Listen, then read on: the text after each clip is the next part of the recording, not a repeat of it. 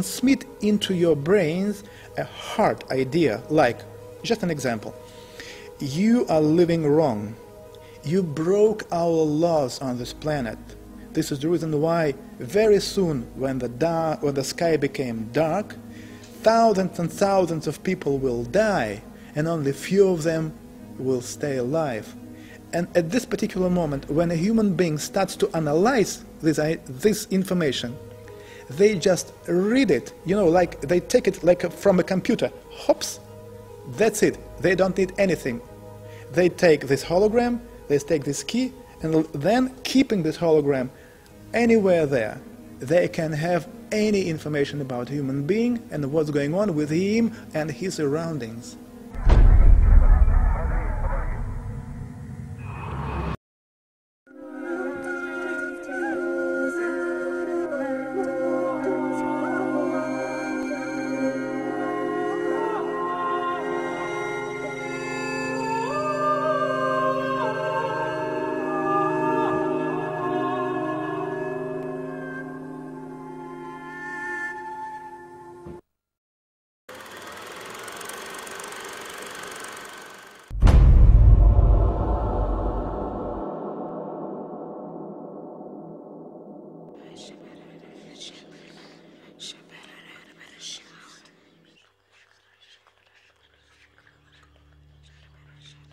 Regardless of whether the Apollo moon landing was faked or not, an interesting photograph hangs on the wall of the Sanctuary of the Scottish Rite Masons in Washington, D.C. This photograph shows astronaut Neil Armstrong holding a Masonic apron over his spacesuit. The photograph has seemingly been taken on the moon, or at least on a studio set which resembles the surface of the moon. Neil Armstrong has become a mysterious character since his alleged moon expedition.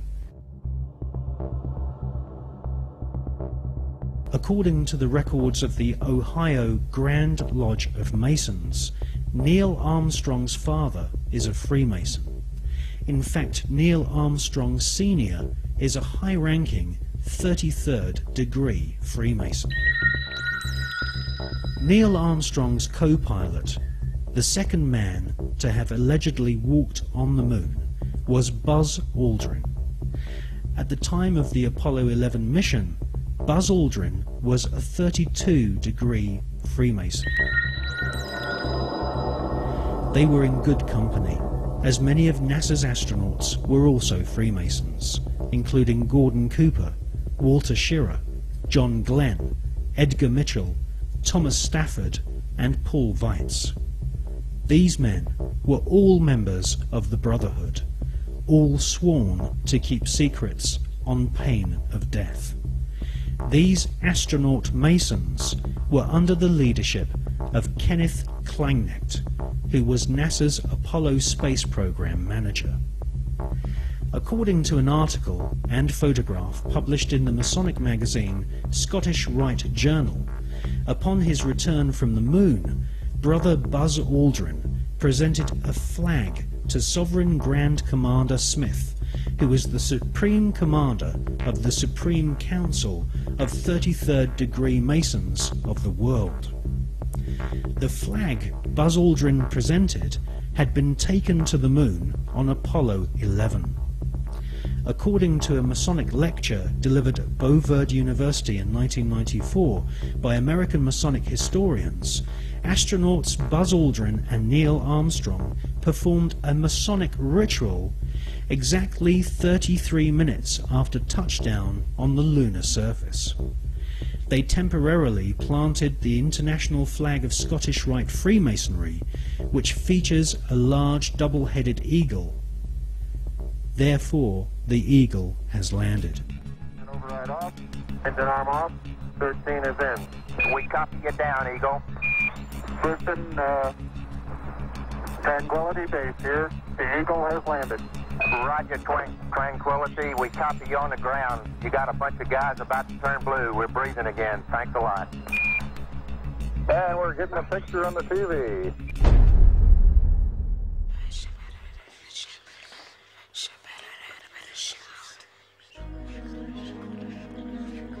The short Masonic ritual Armstrong and Aldrin allegedly performed declared the celestial body of the moon to be the property of the Masonic God. Who is the Masonic God? As confirmed by former Supreme Commander of the 33rd Degree and Grand Wizard of the Ku Klux Klan, Albert Pike, the Masonic God is Lucifer.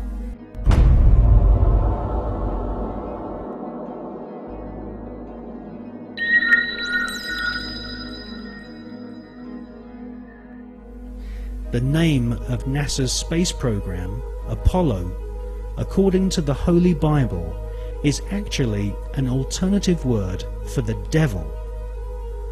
We can see this in the Bible as the word Apollyon. Apollyon appears as the name of Satan in the original texts of the New Testament Gospels.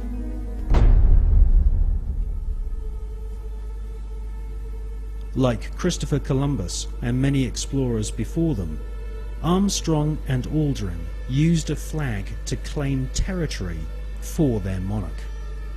Upon their return, NASA Space Program Manager Kenneth Kleinecht invited the Apollo crew to a secret Masonic ceremony, which saw Kleinecht's brother be appointed to the Sovereign Grand Commander and titular head of all Scottish Rite Masons throughout the world.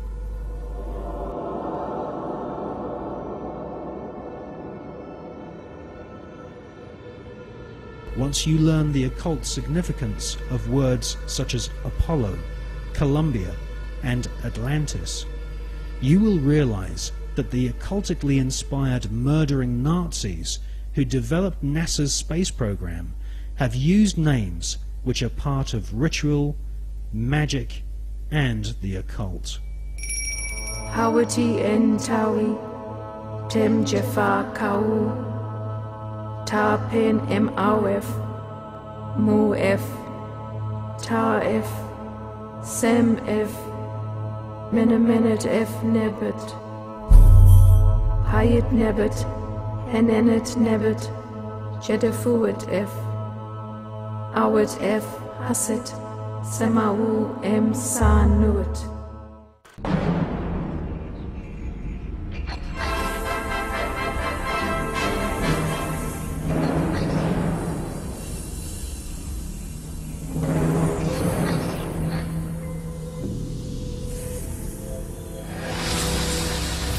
Mike, what I keep imagining is if I'm a lonely traveler from another planet, what do I think about the Earth from this altitude? Whether I think it'd be inhabited or not. You don't see anybody waving, is that what you're saying? Well, I'm just kind of curious whether I would land on the blue or the brown part of the Earth. On the dark side of the moon, the secret face of our satellite planet, which only a few men in living history have ever seen, there lies a star-shaped crater called Parsons Crater, named after the rocket scientist John Parsons. John Parsons is known by several names. He was born under the name Marvel Whiteside Parsons and soon became involved in the occult. Charles Taze Russell, who invented the Jehovah's Witness movement in America, predicted that the beginning of the end of the world would commence on October 2nd, 1914. On this very day, rocket scientist John Parsons, better known in occult circles as Jack Parsons, was born. A brilliant rocket engineer, Parsons soon entered into correspondence with SS Nazi officer Werner von Braun, and by the age of 13 had begun summoning evil spirits and demons using magical rituals which Parsons had learnt from British occultist Aleister Crowley. Aleister Crowley styled himself as the Beast, and Jack Parsons referred to Aleister